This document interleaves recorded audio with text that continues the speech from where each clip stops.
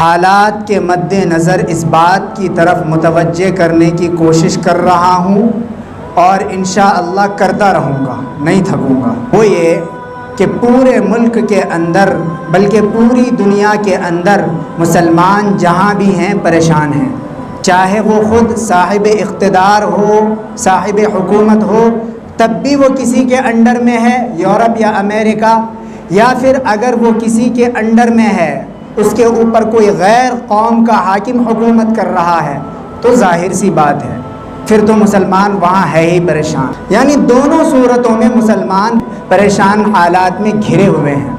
تو اسی سلسلے میں کئی ہفتوں سے میں یہی متوجہ کر رہا ہوں اس مسجد میں آنے والے مسلمان بھائیوں کو کہ بھائی جب تک ہم اپنے ایمان کو اور اپنا رشتہ اللہ اور اس کے دین سے مضبوط نہیں کر لیں گے، اپنے ایمان کو مضبوط نہیں کر لیں گے، اس وقت تک اللہ کی مدد کی امید نہیں لگائی جا سکتی ہے، کیونکہ اللہ کا فرمان ہے ان تنصروا اللہ ینصرکم، کہ اگر تم اللہ کے دین کی مدد کرو گے، کیا مطلب؟ یعنی اللہ کے دین اور اللہ کے احکامات کے مطابق چلو گے، نمازیں پڑھو گے، شراب پینے سے بچو گے، جھوٹ بولنے سے بچو گے، گالی دینے سے بچو گے، دوسروں کو تکلیف پہنچانے سے بچو گے، غرضے کہ اللہ نے جن کاموں سے منع کیا ہے ان سے رک جاؤ گے، اور جن کاموں کے کرنے کا حکم دیا ہے اگر مسلمان ان کاموں کو کرنے لگ جائیں تو خدا کی قسم مسلمانوں کا ایمان مضبوط ہو جائے گا، اور یہ جو مسلمانوں کے اوپر ظلم و ستم کی چکی چلائی جا رہی ہے اور اس کے اندر مسلمانوں کو ڈالا جا رہا ہے، یہ چکی خود بخود بند ہو جائے گی۔ تو اس سلسلے میں نے پچھلے ہفتے سے بلکہ کئی ہفتے سے یہی بات کہی ہے کہ سب سے پہلے ہمارا کانسیپٹ جو کلیئر ہوا ہے وہ یہ ہے کہ ہمارا ایمان کمزور ہے، لہٰذا ہمیں اپنے ایمان کو مضبوط کرنے کی ضرورت ہے۔ اب ایمان مضبوط کس طریقے سے ہوگا، اس طریقے کو بھی فقیر نے بیان کرنے کی کوشش کی تھی کہ ہمارے ایمان کو مضبوط کرنے کے لیے اللہ، رسول اور اس کے دین کے مطابق چلنا پڑے گا۔ جب ہم اللہ اور اس کے رسول اور صحابہ اکرام کے طریقے کے مطابق اپنی زندگی گزارنا شروع کر دیں گے، خدا کی قسم ہمارا ایمان مضبوط ہو جائے گا۔ لیکن اللہ اور اس کے رسول اور صحابہ اکرام کے طریقے کے مطابق چلنا مشکل ہے، لیکن ایک آسان طریقہ میں نے بتایا بھی تھا پچھلے ہفتے کہ سب سے پہلے ہمیں اپنے دل کے اندر اللہ رسول کی محبت کو پیدا کرنی ہوگی، کیونکہ محبت ایک ایسی طاقت ہے، ایسی قوت ہے کہ اگر وہ نصیب ہو جائے، کسی بھی شخص کی محبت دل میں پیدا ہو جائے تو پھر اس ذات اور اس شخص کے طریقے کے مطابق چلنا بڑا آسان ہو جاتا ہے۔ اور ایک مثال دی تھی کہ جب نوجوان لڑکا لڑکی ایک دوسرے سے محبت کرتے ہیں، حالانکہ یہ جھوٹی اور ناجائز محبت ہے، لیکن اس محبت ہونے سے پہلے 20 چیزیں ایسی ہوتی ہیں جو انسان کو پسند نہیں آتا ہے، لیکن محبت ہونے کے بعد وہ ادائیں بھی پسند آنے لگتی ہے جو معاشرے میں اور لوگوں کے درمیان ایک غلیظ قسم کا سمجھا جاتا ہے۔ تو جب ایک جھوٹی محبت کا اتنا گہرا اثر ہو سکتا ہے، بھائیو اللہ رسول کی محبت تو سچی محبت ہے۔ اب آپ اس جھوٹی محبت سے اندازہ کر کے دیکھ لیجئے کہ اس سچی محبت کا اثر کتنا گہرا ہو سکتا ہے۔ تو سب سے پہلا کام کیا ہے؟ اپنے ایمان کو مضبوط کرنے کے لیے نبی اور رسول کے اور صحابہ کے طریقے کو اپنانا، اور نبی اور صحابہ کے طریقے کو اپنانے کے لیے ان اکابرین انبیاء علیہم السلام کی محبت کو اپنے دل کے اندر پیدا کرنا ہوگا۔ اور اس محبت کو پیدا کرنے کے لیے اللہ کے نبی نے خود اپنی زبان مبارک سے 3 کام کرنے کا حکم دیا ہے، یہ 3 کام کر لو، آٹومیٹک تمہارے دل میں اللہ رسول کی محبت پیدا ہو جائے گی۔ وہ 3 کام کیا ہیں؟ حدیث لمبی ہے، مختصراً بتا رہا ہوں کہ فَلْيَصْدُقْ حَدِيثَهُ إِذَا حَدَثَ، جب بات کرو تو سچ بولو، وَلْيُؤَدِّ أَمَانَةَ إِذَا أُتْمِنَ، تمہارے پاس کسی کا حق ہے، چاہے وہ کسی بھی صورت میں ہو، قرض کی صورت میں ہو یا کسی سے مزدوری کروایا ہے، اس کی مزدوری آپ کے ذمے اس کو دینا لازم ہے، وہ مزدوری کی صورت میں ہو، بہنوں کی وراثت کی صورت میں اگر بہنوں کا حق آپ کے پاس ہے، یا کسی بھی صورت میں کسی کا حق آپ کے اوپر لازم ہے، اللہ کے نبی نے فرمایا کہ وقت آتے ہی وہ حق اس کو لوٹا دو۔ اور تیسرا کام کیا ہے کہ وَلْيُحْسِنْ جَاوَرَهُ مَنْ جَاوَرَ وَلْيُحْسِنْ جِوَارَهُ مَنْ جَاوَرَ، اپنے پڑوسیوں کے ساتھ اچھا سلوک کرو۔ جو آدمی یہ 3 کام کر لے گا اس کے لیے اس کے دل میں اللہ رسول کی محبت خود بخود پیدا ہو جائے گی۔ اب مسلمان جو ہیں یہ 3 کام ان کے لیے کرنا مشکل ہے۔ جھوٹ بولنے کی عادت مسلمانوں کو ہے، دھوکہ دینے کی عادت مسلمانوں کو ہے جو کہ جھوٹ کے ہی کیٹیگری میں آتا ہے۔ اپنے پڑوسیوں کو ستانے میں، تکلیف پہنچانے میں بڑا مزہ آتا ہے۔ بتائیے مکان مالک کے انڈر میں جتنے کرایہ دار رہتے ہیں یہ سب سے زیادہ قریب کے پڑوسی ہوئے مکان مالک کے، لیکن آپ نے اکثر دیکھا ہوگا کرایہ دار مکان مالک سے پریشان رہتے ہیں۔ ایسا ہے، ریئل پکچر بتا رہا ہوں میں۔ حالانکہ ان کو سوچنا چاہیے کہ جو ہمارے پڑوسی ہیں، اللہ کے نبی علیہ الصلاۃ والسلام نے یہاں تک بیان فرمایا ہے کہ جبرائیل علیہ الصلاۃ والسلام مجھے آ کر کے اپنے پڑوسی کے بارے میں اس قدر وصیت کرتے ہیں مجھے ایسا گمان ہونے لگتا ہے کہ شاید جس طرح میرے رشتہ دار، میرے بیوی بچے میری پراپرٹی کا حقدار ہیں میرے مرنے کے بعد، اسی طرح شاید میرے پڑوسی بھی حقدار بن جائیں گے۔ اتنا وصیت کرتے تھے۔ اب آپ اس حدیث سے اندازہ کیجئے کہ پڑوسی کا کتنا بڑا حق ہے۔ اس کے اندر یہودی، عیسائی، ہندو، مسلم کسی بھی چیز کا خیال نہیں کیا گیا ہے، چاہے وہ یہودی ہو، عیسائی ہو، کسی بھی مذہب سے تعلق رکھتا ہو، لیکن اس کا حق ہر صورت میں آپ کے ساتھ وابستہ ہے۔ مکان مالک کا تو سب سے قریب کا جو پڑوسی ہے وہ اس کے کرایہ دار ہیں، لیکن اتنا ظلم کرتے ہیں، اتنا تکلیف پہنچاتے ہیں کہ وہ چھوڑ کر کے بھاگنے پر مجبور ہوتے ہیں۔ جانے کو دل نہیں چاہتا لیکن گلی چھوڑ کر کے جانے پر مجبور ہو جاتے ہیں۔ تو مسلمانوں کی عادت ہے جھوٹ بولنا بھی، پڑوسیوں کو ستانا بھی۔ مارکیٹ کے اندر آپ جائیے، جو بھی مسلمان کی دکان ہو، اگر آپ اس سے پوچھیں گے اور کراس کوشچن کر کے پوچھیں گے تو یقیناً وہ دن میں 100، 150، 200، 300 ایسے جھوٹ بولتے ہوں گے ایک دن میں۔ مسلمانوں کے لیے جھوٹ کو چھوڑنا بھی مشکل ہے، اپنے پڑوسیوں کے ساتھ ہمدردی کا معاملہ کرنا بھی مشکل ہے، اور حق کو وقت پر لوٹانا بھی مشکل ہے۔ اب ان تینوں کاموں کو آسان کس طریقے سے کیا جائے گا؟ اس کے لیے سب سے پہلے ہمیں جھوٹ کی غلاظت کو، پڑوسی کے ساتھ برا سلوک کرنے کی غلاظت کو اور حق کو وقت پر نہ لوٹانے کی غلاظت کو سمجھنا ہوگا، اور ان چیزوں کے فائدے کو اپنے سامنے رکھنا ہوگا، تب جا کر کے ہمارے لیے یہ تینوں کام آسان ہو جائیں گے۔ جھوٹ کی غلاظت کیا ہے؟ ایک بات یاد رکھیے، جھوٹ ہمیشہ ہلاک کرتا ہے، ہمیشہ ہلاک کرتا ہے۔ بظاہر ہمیں ایسا لگتا ہے کہ جھوٹ بول کر کے بچ جائیں گے، سچ بول کر کے پھنس جائیں گے۔ شیخ عبد القادر جیلانی رحمۃ اللہ علیہ کا قصہ پچھلے جمعے میں نے سنایا بھی تھا، اس سے آپ کو معلوم بھی ہوا ہوگا کہ سچ بولنے پر آدمی کو بظاہر ایسا لگتا ہے کہ مصیبت میں پھنس جائیں گے، لیکن وہ جو مصیبت آپ کو دکھتی ہے سچ بولنے پر، وہ ایک شیطانی پردہ ہے، وہ ایک شیطانی جال ہے جسے دیکھ کر کے آپ جھوٹ بول دیتے ہو۔ لیکن اس مصیبت والے پردے کے پیچھے جو کامیابی ہے، شیطان اس پردے کے ذریعے سے اس کامیابی کو چھپا دیتا ہے۔ جیسا کہ شیخ عبد القادر جیلانی رحمۃ اللہ علیہ سچ بول رہے تھے تو ہمیں ایسا معلوم ہو رہا تھا کہ ان کے سارے پیسے تو لٹ گئے، لیکن بعد میں پتہ چلا کہ سارے ڈاکو اس سچا پکا مسلمان بن کر کے ایک اور اللہ اور اس کے رسول کے بتائے ہوئے طریقے کے مطابق زندگی گزارنے کا فیصلہ کر لیا۔ اور جھوٹ بولنے کے نقصان ایک واقعہ سے بتاتا ہوں۔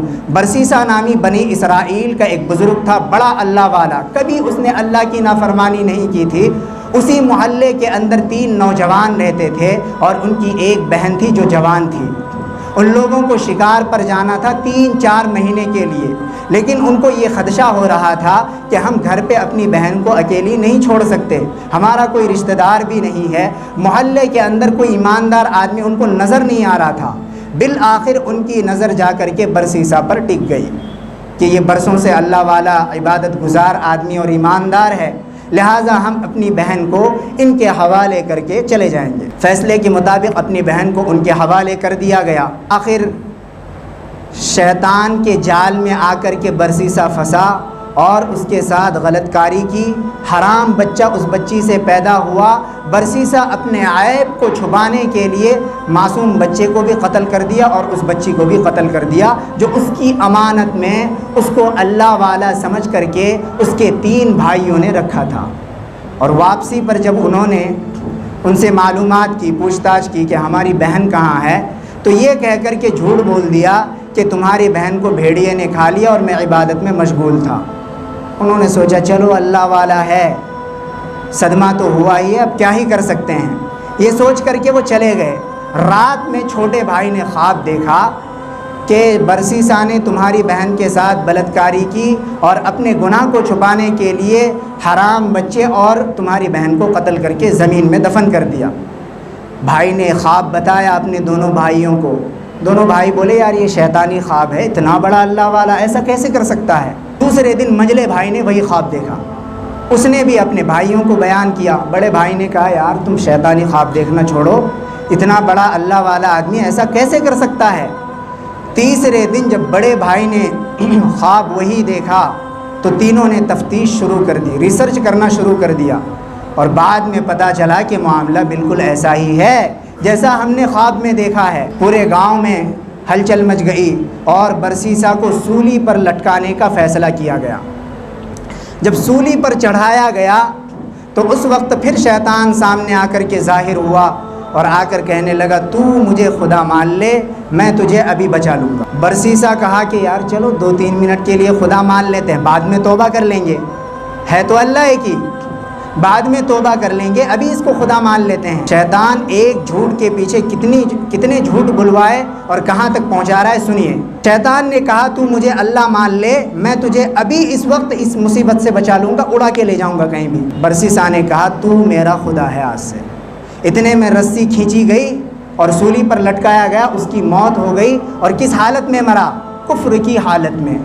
बेईमान ईमान से हाथ धो कर के इस दुनिया से गया। जो आदमी सारी ज़िंदगी अल्लाह की इबादत करता रहा, चंद झूठों की खातिर ऐसा खसारे में जाकर के पहुंचा कि ईमान से भी हाथ धो बैठा। आखिरत की ना ख़त्म होने वाली ज़िंदगी में अपना ठिकाना उसने जहन्नम को बना लिया। ये है झूठ की गलाज़त। आप एक झूठ बोलोगे और आपको ऐसा लगेगा कि मैं झूठ बोल करके मुसीबत से बच जाऊंगा। खुदा की कसम एक झूठ के पीछे आपको 100 झूठ बोलने पड़ेंगे, फिर भी आपकी बुराई नहीं छुपेगी, क्योंकि बुरी चीज़ हमेशा लोगों के सामने ज़ाहिर होकर के रहती है। इसीलिए अल्लाह के नबी की बात मान लो, कामयाब हो जाओगे। अल्लाह के नबी ने फरमाया कि सच को अपना शिआर बना लो, हमेशा सच्चाई को लाजिम पकड़ो। और दूसरा काम बताया कि अपने पड़ोसी के साथ अच्छा सलूक करो, उन्हें मत सताओ। खुदा की कसम अगर आज तुम ताकत की बेस पर दूसरों पर जुल्म करोगे तो अल्लाह का फ़ैसला याद रखो, अल्लाह का तराजू हमेशा फ़ैसला और हक़ फ़ैसला करता है। आज तुम किसी पर जुल्म कर रहे हो, कल तुम्हारे ऊपर जुल्म किया जाएगा और उससे कई गुना ज़्यादा जुल्म किया जाएगा जितना आज तुम दूसरों पर जुल्म करते हो। आज जो अपने भाइयों की ज़मीन पर नाजायज़ कब्ज़ा करते हो, अपने भाइयों का कर्ज़ा लेकर के उनको वापस नहीं लौटाते हो, खुदा की कसम वो कामयाब है जिसको तुम सता रहे हो, डरा करके धमका करके। लेकिन अल्लाह के फ़ैसले का इंतज़ार करो, लौट करके तुम्हारे मुँह पर ही आएगा वो फ़ैसला। इसलिए अल्लाह से डरो और अल्लाह के नबी ने जो फरमाया है उसको इख्तियार कर लो, इसी में कामयाबी है। सताना छोड़ दो दूसरों को। और तीसरा काम क्या बताया कि अमानत अगर तुम्हारे पास है तो फ़ौरन उसको लौटा दो। अगर किसी से कर्ज़ा लिया है तो फ़ौरन उसको लौटा दो, टाल मटोल न करो। याद रखो जो आदमी कर्ज़ा लेकर के वापस नहीं लौटाता है, आजकल करता रहता है, वो मुआशरे के अंदर फेंकू के नाम से फिर मशहूर होता है। और एक दिन उसके सामने ये नौबत भी आती है, घर में खाने का राशन तक नहीं है, लोग उसको कर्ज़ा देने के लिए तैयार नहीं होते। सबको पता होता है ये कर्ज़ा लेता है, वापस नहीं लौटाता है। लेकिन अगर आपने कर्ज़ा लेकर वक्त पर वापस लौटाने की हिम्मत कर ली और लौटा दिया तो फिर आपके लिए चांस है, मोहल्ले का कोई भी आदमी आपको कर्ज़ा देने के लिए तैयार होगा। तो इस तरह की गलाज़त को सामने रख करके اپنے آپ کو ان 3 کاموں کے لیے تیار کر لو کہ کبھی بھی میں جھوٹ نہیں بولوں گا، کبھی بھی میں اپنے پڑوسی کو کسی کو بھی تکلیف نہیں پہنچاؤں گا۔ ارے اللہ کے نبی علیہ الصلاۃ والسلام کی حدیث ہے، سچا پکا مسلمان وہی شخص ہے جس کے ہاتھ اور اس کی زبان سے دوسرا انسان محفوظ رہے، دوسرے انسان کو تکلیف نہ پہنچے۔ ہم زبان سے بھی تکلیف پہنچاتے ہیں، ہاتھوں سے بھی تکلیف پہنچاتے ہیں، اپنی حرکتوں سے بھی تکلیف پہنچاتے ہیں۔ تو اس طرح کی حرکتوں سے باز آ جائیں۔ ان 3 کاموں کو کرنا اگر ابھی بھی مشکل ہو رہا ہے تو ایک طریقہ اور ہے، اور وہ ہے آخرت کی فکر۔ ہم لوگ آج جو گناہوں میں ملوث ہو رہے ہیں، میوزک سنتے ہیں گناہ نہیں سمجھتے، گانا سنتے ہیں گناہ نہیں سمجھتے، بدنظیری کرتے ہیں گناہ نہیں سمجھتے، دوسروں کو تکلیف پہنچاتے ہیں گناہ نہیں سمجھتے، دوسروں کی زمین پر ناجائز قبضہ کرتے ہیں گناہ نہیں سمجھتے۔ کیوں؟ اسی لیے کہ ہمارے دل سے اس بات کی فکر نکل چکی ہے کہ ہمیں ایک دن مرنا ہے اور اللہ کے سامنے جا کر کے حساب و کتاب دینا ہے۔ یہ فکر ہمارے دل سے، ہمارے دماغ سے نکل چکی ہے۔ تو ان 3 کاموں کو کرنے کے لیے اس فکر کو بھی لازم پکڑنا ہوگا۔ اور اس دنیا کی حقیقت کو سمجھیے، حضرت ابو ہریرہ رضی اللہ عنہ فرماتے ہیں کہ ایک مرتبہ نبی علیہ الصلاۃ والسلام مجھے اپنے ساتھ مدینہ منورہ سے باہر ایک کوڑی کے پاس تشریف لے گئے، مجھے ساتھ میں لے کر کے، جہاں پر پاخانے، ہڈیاں اور پھٹے پرانے کپڑے پڑے ہوئے تھے۔ نبی علیہ الصلاۃ والسلام نے ارشاد فرمایا، ابو ہریرہ یہ آدمیوں کی کھوپڑیاں ہیں، یہ وہ دماغ ہیں، جس طرح آج تم لالچ کرتے ہو دنیا کی، اسی طرح یہ بھی لالچ کیا کرتے تھے۔ جس طرح آج تم دنیا سے امید لگائے ہوئے بیٹھے ہو، اسی طرح یہ دماغ بھی کل کو امید لگائے ہوئے بیٹھے تھے، لیکن آج یہ بے خال پڑے ہوئے ہیں، ہڈیاں ہیں، اور چند دن کے بعد یہ مٹی سے چینج ہو جائیں گے۔ اور یہ پاخانے وہ رنگ برنگ کے کھانے ہیں جن کو لوگوں نے خوب محنت سے کمایا، جن کے پیچھے لوگوں نے محنت کی اور اچھے سے اچھا ویٹر بلا کر کے اس کو پکایا اور خوب مزے لے کر کے کھایا۔ آج ان خوشبودار مزیدار کھانوں کی حالت یہ ہے کہ لوگ ان سے نفرت کرتے ہیں۔ یہ وہی خوشبودار کھانے ہیں جن کی خوشبو سے لوگ دور دور سے اس کھانے کے قریب آ جایا کرتے تھے، مزے لے لے کر کے کھایا کرتے تھے۔ آج ان کھانوں کی حالت یہ ہے کہ اس کی بدبو کی وجہ سے لوگ دور دور بھاگتے ہیں۔ اور یہ نئے یہ پھٹے پرانے کپڑے وہ برانڈیڈ لباس ہیں، لوگ مہنگی مہنگی قیمت میں خرید کر کے پہنتے اور فنکشنوں میں، پارٹیوں میں جا کر کے اترایا کرتے تھے۔ آج ان کپڑوں کی حالت یہ ہے کہ ٹوٹ پھوٹ چکے ہیں، ان کے اوپر گند بھرا ہوا ہے اور ہوا جس طرف چاہتی ہے اڑا کر کے پھینک دیتی ہے۔ اور یہ ہڈیاں ان گھوڑوں کی، ان جانوروں کی ہڈیاں ہیں جن پر لوگ سواری کیا کرتے تھے، مٹکتے تھے، دنیا گھومتے تھے۔ ابو ہریرہ جن کو اپنی اصلی حالت دیکھنی ہو وہ ان چیزوں کو آ کر کے دیکھ لے۔ حضرت ابو ہریرہ فرماتے ہیں کہ ہم لوگ آپ علیہ الصلاۃ والسلام کی اس روایت کو سن کر کے دہاڑے مار مار کر کے رونے لگے۔ اللہ کی قسم میرے مسلمان بھائیوں، وہ کنڈیشن، وہ حالت جو حضرت ابو ہریرہ رضی اللہ عنہ سے اللہ کے نبی علیہ السلام بیان فرما رہے ہیں، یہ بات حق اور سچ ہے کہ وہ کنڈیشن ہمارے ساتھ بھی ہوگا، وہ حالت ہمارے ساتھ بھی ہوگا، ان حالات سے ہمیں بھی گزرنا ہوگا۔ پھر پتہ نہیں کیوں ہم اس دنیا سے دل لگا کر کے بیٹھے ہیں، پھر پتہ نہیں کیوں ہم اس آخرت کی فکر اور تیاری نہیں کر رہے ہیں۔ ہماری مثال ان قارون کے کیٹیگری کے بادشاہوں کی طرح ہے جو دنیا کماتے کماتے اس دنیا سے افسوس کر کے گئے ہیں۔ ایک بہت بڑا مالدار تھا، اس نے بہت بڑا محل تیار کیا، جس محل کے ارد گرد کئی سینکڑوں دروازے تھے، ہر دروازے کے اوپر سیکیورٹی گارڈ بیٹھا ہوا تھا، اتنے سارے اس کے کمپنی کے امپلائیز تھے اور لاکھوں اربوں خربوں کا مالک تھا۔ ایک دن اس نے بہت بڑی دعوت کی اور اس کے اندر اپنے امپلائیز کو، اپنے دوست و احباب کو، اپنے رشتہ داروں کو بلایا۔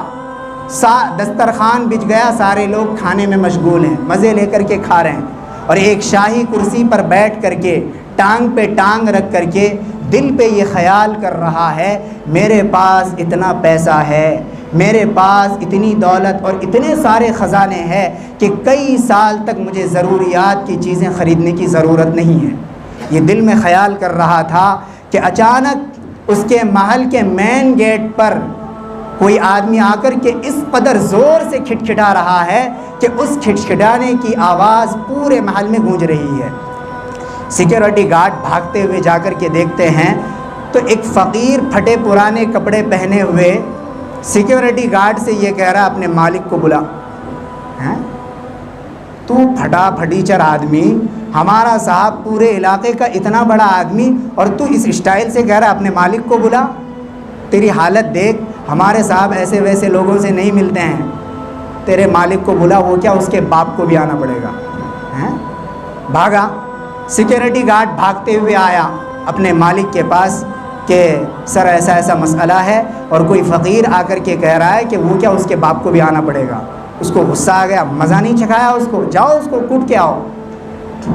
ابھی بات چیت چل ہی رہی تھی کہ اچانک زور سے پھر کھٹکھٹایا اس نے، اور پہلے سے بھی زیادہ آواز گونجنے لگی۔ سیکیورٹی گارڈ گیا، گریبان پکڑا، بے مسئلہ کیا ہے، کیوں اس طرح کر رہا ہے؟ کہا جا کے تو اپنے مالک کو بول کہ ملک الموت آ کر کے تیرے دروازے پر کھڑا ہے اور تیری روح قبض کرنے کے لیے آیا ہے۔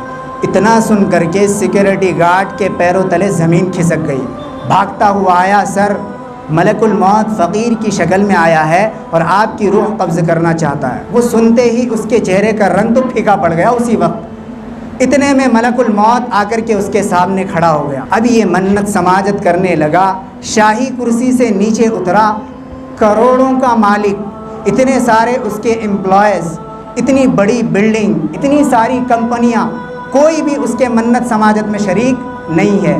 تنہا اکیلا ملک الموت کے سامنے ہاتھ جوڑ کر کے یہ کہہ رہا ہے مجھے تھوڑی مہلت دے دے تاکہ میں نے جن لوگوں پر ظلم کیا ہے ان سے معافی مانگ کر کے ان کا حق واپس کر دوں، جن کی ناجائز زمین پر میں نے قبضہ کیا ہے تاکہ میں ان کو ان کی زمین حوالے کر دوں، میں نے جو عبادتیں نہیں کی ہیں اپنے گناہوں کی معافی مانگ کر کے اپنے اللہ کو راضی کر لوں۔ لیکن ملک الموت نے جواب دیا تیرے پاس صرف 1 منٹ ہے، اور یاد رکھ میں ملک الموت ہوں، میں اصول کا پابند ہوں، مجھے جس سانس میں روح قبض کرنے کا حکم ہوتا ہے میں اسی سانس میں روح قبض کرتا ہوں، چاہے وہ نبی ہو، نبی کی بیٹی ہو، نبی کی نسل کا کوئی بھی شخص ہو، تو ایک عام انسان بلکہ گنہگار اور ظالم ہے۔ وہ تھرایا، کانپا، اور جلدی سے اپنے سارے محل کے مال و دولت کو اپنے سامنے اکٹھا کر لیا اور اس پر لعن طعن کرنے لگا، ارے مال و دولت تجھ پر لعنت ہو کہ تیری وجہ سے میں اللہ کی عبادت نہ کر سکا، تیرے نشے میں چور ہو کر کے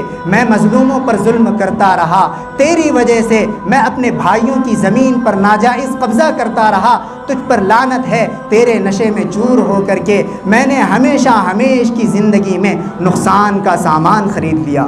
تو مال و دولت کو اللہ نے بولنے کی طاقت دی، مال و دولت سے آواز آئی بدبخت تو مجھے لعن طعن کیوں کر رہا ہے، میری ہی وجہ سے تو بڑے بڑے بادشاہوں سے جا کر کے ایسے وقت میں ملتا تھا جب غریب لوگ بادشاہوں کے دربار سے ہٹا دیے جاتے تھے، میری ہی وجہ سے تو بادشاہوں والی زندگی گزارتا تھا، میری ہی وجہ سے تو بڑی بڑی گاڑیوں میں، بڑے بڑے بنگلوں میں رہتا تھا، میری ہی وجہ سے تو شاہی زندگی گزارتا تھا، آج تو مجھ پر لعنت کرتا ہے، شرم ہے، تجھے شرم آنی چاہیے مجھ پر لعنت کرتے ہوئے، اور تیری عقل پر افسوس ہے رے بے وقوف کہ تو مجھ سے تھوڑا وقت نکال کر کے اپنے اس اللہ کے لیے لگا دیتا جس نے تجھے طاقت دی، صحت دی، جوانی دی اور تندرستی دی، اتنا سارا مال و دولت دیا، اگر تو مجھے غریب کے حق میں لے جا کر کے خرچ کرتا، کسی مسجد بنانے میں خرچ کرتا، کسی مدرسے میں خرچ کرتا، کسی غریب کا گھر بنا کر کے دیتے تھا تو آج میں تیرے کام ضرور آتا، لیکن تو نے مجھے ایسی جگہوں پر خرچ کیا ہے جہاں سے میں تیرا کام کسی بھی صورت میں نہیں آ سکتا۔ ابھی بات چیت چل ہی رہی تھی، 1 منٹ کا ٹائم پورا ہوا، ملک الموت نے فوراً اس کی روح قبض کر لی۔ تو یہ ہے اس دنیا کی حقیقت جس کی محبت کو لیے آج ہم پھر رہے ہیں، اور موٹیویشنل اسپیکرز کے باتوں کو سن کر کے اپنے دماغ کے اندر ایک گھوسا بھر لیتے ہیں، پیسہ پیسہ پیسہ۔